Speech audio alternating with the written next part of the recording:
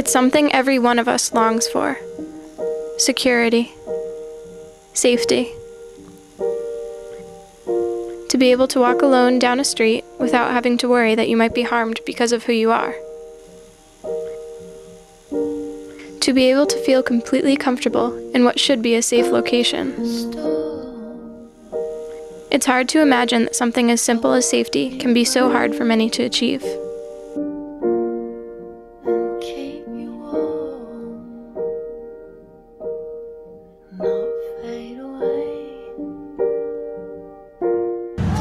On the street sometimes, I'll be walking with friends or I'll be holding hands with someone and people will yell out of cars. Just like here and there when she'd get angry at me, you know, she'd call me a dyke.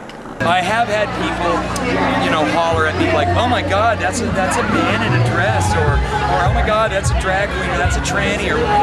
Like kids would like throw lit matches into my locker or like pour soda into my locker. My mom is gay, and when she came out in late 90s in Kentucky, we lost a lot. We lost my sister and I were kicked out of school and out of our church. She couldn't coach me anymore. We moved a lot.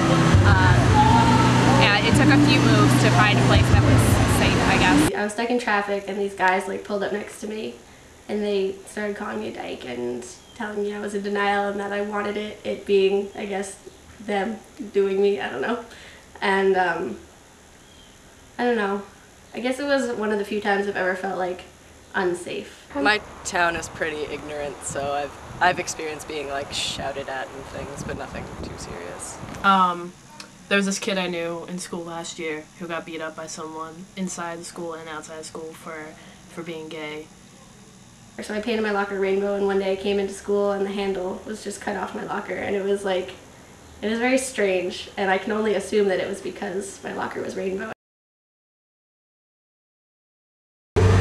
Where I am. I mean, I feel safe in Northampton. I feel like my family would be safe here, but they're definitely at home. Like, my moms can't be themselves, so it's not safe for them. I feel really safe at school. It's really accepting here. At home, I don't feel unsafe. I just sometimes feel unwelcome. And like, sometimes when I'm just like in my car driving, when stuff like that happens, like on what happened on the highway, then I feel kind of unsafe because you never know who's gonna get angry and like pull out a weapon or run you off the road or something. Right now, since I'm at Smith, I feel this little bubble is really safe. But in the outside world, I feel like that I'd still have to pretend. I think I avoid certain places more because I'm a woman and because of my gender more so than because of my sexual orientation. There's certain parts of my campus actually that I can't really, that I feel uncomfortable in, but... Sometimes I won't like go somewhere because I'm afraid that like I'll be the odd one out. But sometimes I just don't. I just avoid talking about myself instead. I kind of avoid guys a lot. If I need to do something, or if I need to go do something, I generally don't act in a certain way. I won't say things. I'll be very conscious of what I'm doing. Nobody wants to be the victim of a hate crime. So why is there still so much hatred in the world?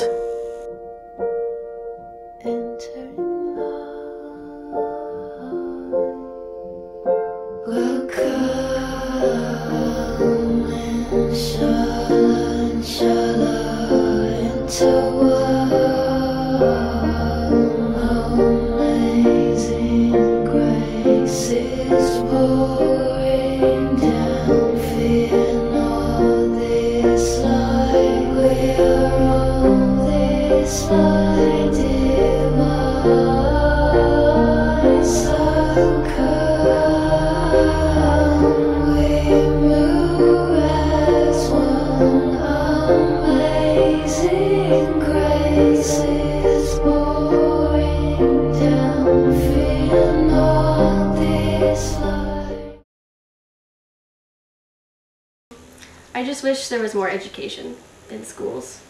like, I don't think there's much I could personally say to people because it's pretty hard to change people's opinions. But just getting the awareness out and like the facts that like it's not a choice and people don't choose to be this way.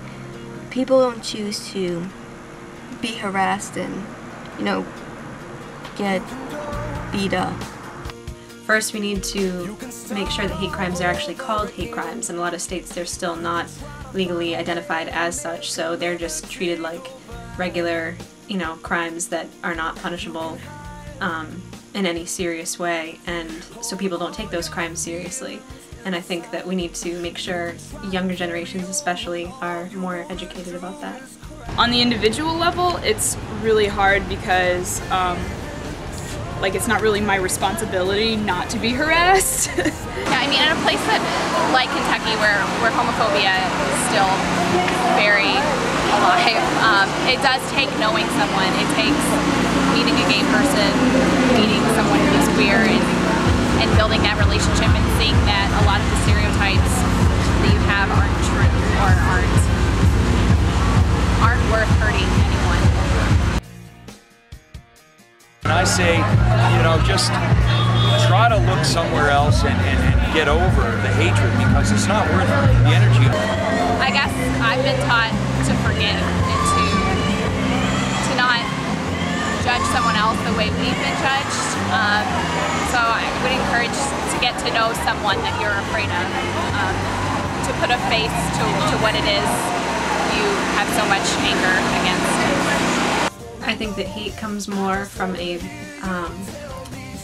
place of fear than anything else, so I would just say to them that there's really nothing to be afraid of. Maybe someday we'll figure all this out.